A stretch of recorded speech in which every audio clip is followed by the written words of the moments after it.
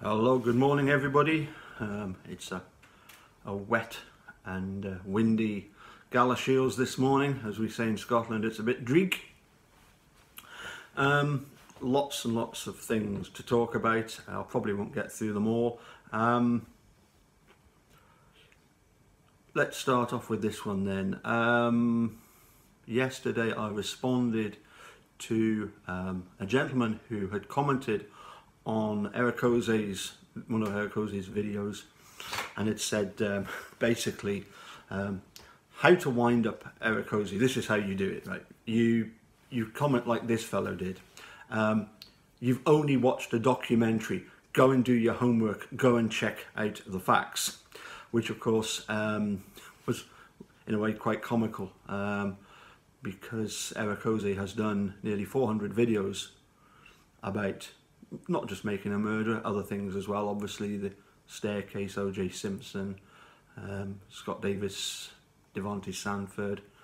He did a load of stuff about the Funk shooting and then the Flatoff incident, and wrongful convictions of youth. So I replied to the fellow and said, I don't think that's quite right. And in fairness, a gentleman replied and said, look, I'm sorry, I maybe went a bit too far, so apologies for that, which was great, because that's how things should be conducted. Having said that, he interestingly, one of his comments was to go and check out the videos by a Roberta Glass. I was only 1 minute into an interview that she did just a week ago with Ken Kratz, when in her introduction she pointed out something that I had long feared and suspected, but it was the first time really that I'd heard the comment that basically only people to the left of the political spectrum show an interest in wrongful convictions, and the innocent man being wrongfully convicted. And I just think that's completely wrong. I know for a fact that, in my own circle of friends, with likes of Erakoze and Mark Hardinett, the other Mark Oddie that Erakoze mentions, and lots of other people, a lot of the ladies in our group, I don't know what their political persuasion is, but they are very much, pro law and order. And normally, we respect the way that the police carry on, just that in this case we can have no respect whatsoever for either the Manitowoc or the Calumet Sheriff's Department or the prosecution of Steve and Brendan. We just cannot respect anything that they did, or the investigations. The whole situation is a complete mess, and thank goodness for Making a Murderer for exposing that. But this is probably one of the things that does annoy the so-called guilters, the fact that a documentary was made about it, and they would say, well, there's far more important issues. Well, the bottom line is, as Martin Luther King once famously said, injustice anywhere is injustice everywhere. So as I say, I don't like the idea that you've got guilters versus truthers, and it's right versus left when it comes to political persuasions. Moving on, the letter, I'm sure you've all checked out my suggestion of reading the book of Ruth. The letter from St. Paul to the Corinthians, the first letter, chapter 13, verses 4 to 7, are particularly well known, particularly famous in fact at weddings, because the word charity has recently been replaced by the word love. But in the original passage, the word is charity. Charity, not just in the sense of giving, but charity in the sense of attitude towards other people. So I'm just going to read it out very quickly. I'm sure you're famous. Well, you know it's a famous quote. You're all familiar with this one. It goes in its original form: charity is patient, charity is kind, It does not envy, it does not boast, it is not proud. It does not dishonour others, it is not self-seeking, it is not easily angered, it keeps no records of wrongs. Charity does not delight in evil, but rejoices in the truth. It always protects, always trusts, always hopes, always perseveres. Those facts, the trust, the hope and charity, or as I like to call it, faith, hope and charity. If you've ever checked out the pictures of Jacob's ladder, you'll notice that there are 3 angels on that ladder. They represent faith, hope and charity. At the top is Charity. She is the one with the children beside her. That is Ruth.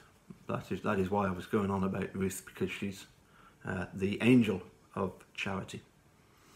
And I think it's important that we are charitable to particularly some of the so-called guilters, or the people that at the moment believe or want to believe that Stephen is guilty. As I say, to me it's more a case of they want to believe it. They don't want to accept the fact that that they were duped by the state. They definitely don't want to feel that they've been duped. They don't like lots of things that are happening, and some of them dig their heels in, and some of them are sort of holding on to this ever-rising balloon. But I would hope that some of them will realise, they'll see the sense of this wrongful conviction and will let go of this balloon. And then it's up to us to be charitable. Welcome them back. Welcome them in.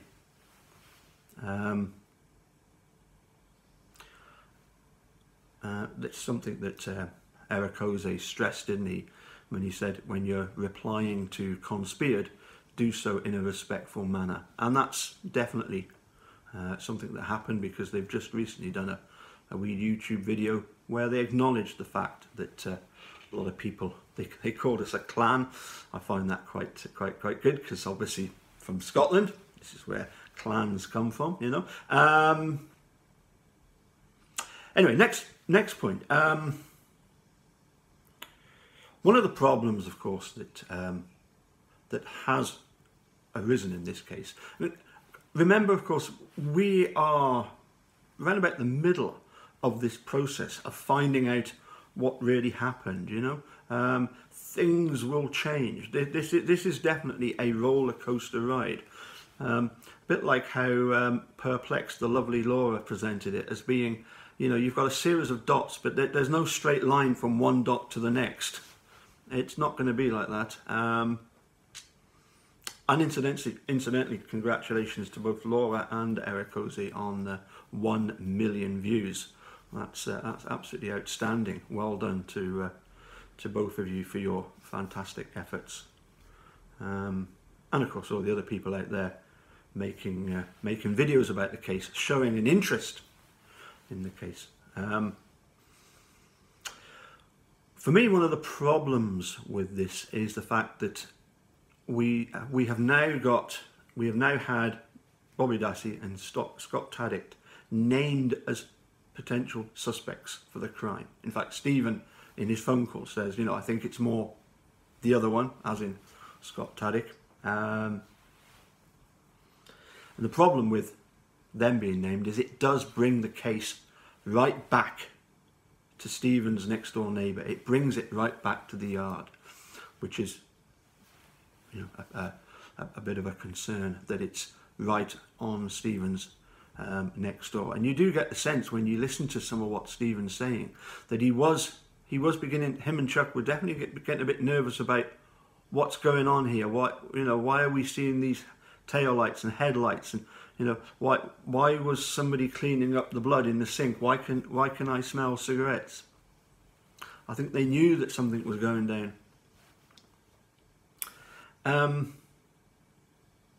As I say, if it was Bobby and Scott had something to do with it, I feel sure that it was in order to assist the Sheriff's Department because it's too convenient for Manitrock that the timing of Teresa's disappearance to merely be a coincidence. Definitely not. Now, some of you will have no doubt seen a little clip that I posted entitled Kathleen Zellner at her finest. It was just a clip of Making a Murderer. And it was the one bit where I really did cheer. Some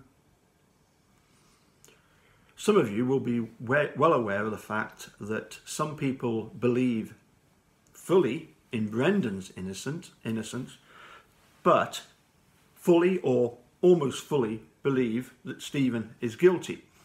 It seems an odd position to take because of the fact that if you accept that Brendan was so badly treated, surely we can accept that the same happened to Steve. And of course, Kathleen Zellner does point out that, unfortunately, during the oral arguments of the en banc review, there were things that, as she points out, she would have said that were not said. I do have sympathy for Steve Drizzen and Laura Nyrider, because I feel that for them to have gone to the point of view of what Kathleen Zellner was saying they should have done might have been considered some sort of legal suicide, in that you don't want to be in defending your client. You're actually really trying to defend somebody else. That maybe because Steve was was found guilty, it's easier to just focus on Brendan, and that's what they did. But of course, it's led to some people claiming that, oh, you do realise that Stephen's defence team, they think Brendan's defence team, they think that Stephen is guilty. They've never said that. Never said that. They have simply remained silent about it. And, as I say, as Kathleen Zellner pointed out, maybe they could have answered the questions put by Hamilton and, was it Kane, could have been answered in a different way. And so I do applaud, Kathleen Zellner for pointing that out. And I think, in fairness, she's entitled to point that out. Remember, elsewhere in Making a Murderer 2, she does point out that Stephen Drizzen and Laura Nyrider are doing their absolute best that they can. So maybe it was just a little bit of a criticism of their standpoint. Maybe what they could have done that would have been better in that situation. Anyway, time's about up. I've kept you long enough. Please do go and check out your Bible. You'll be really, really pleased that you do. Some of the information you'll gain there.